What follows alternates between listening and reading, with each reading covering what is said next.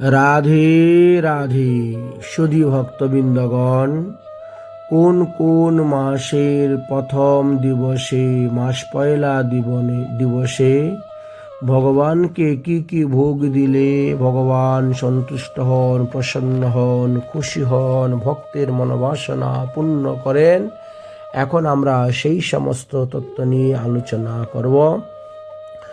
বৈশাখ মাসের অর্থাৎ পয়লা বৈশাখে গুড় ভোগ ভগবানকে লাগাইবেন। পয়লা জ্যৈষ্ঠতে মধু ভগবানের ভোগ লাগাইবেন। পহেলা আষাঢ় মাসে ভগবানকে মাখন ভোগ লাগাবেন। পহেলা শ্রাবণ মাসে ভগবানকে দধি ভোগ দিবেন।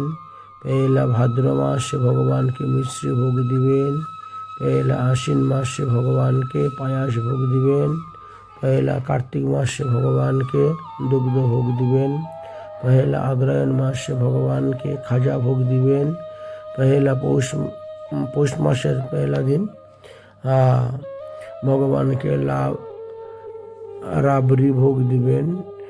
পহেলা মাঘে ভগবানকে ঘৃত ভোগ দিবেন।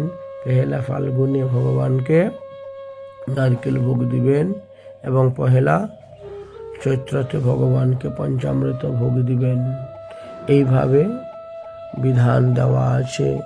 যদি না পারেন তাহলে সংক্রান্তি দিন দিয়ে দিবেন, হয়তো মাসের প্রথম দিন, নাহলে মাসের শেষের দিন, অথবা মাসের মধ্যে যে কোনো একদিন দিলেও ভগবান অত্যন্ত সন্তুষ্ট এবং প্রসন্ন থাকেন।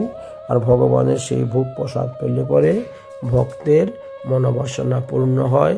ভক্তের আপদ বিপদ অশুভ অমঙ্গল থেকে আরম্ভ করে যা কিছু আছে সব কিছু দূরীভূত হইবে, প্রেম ভক্তি লাভ হইবে। রাধে রাধে। এই জন্য 12 মাসে 12টি ভোগের কথা আলোচনা করা হয়ে গেল।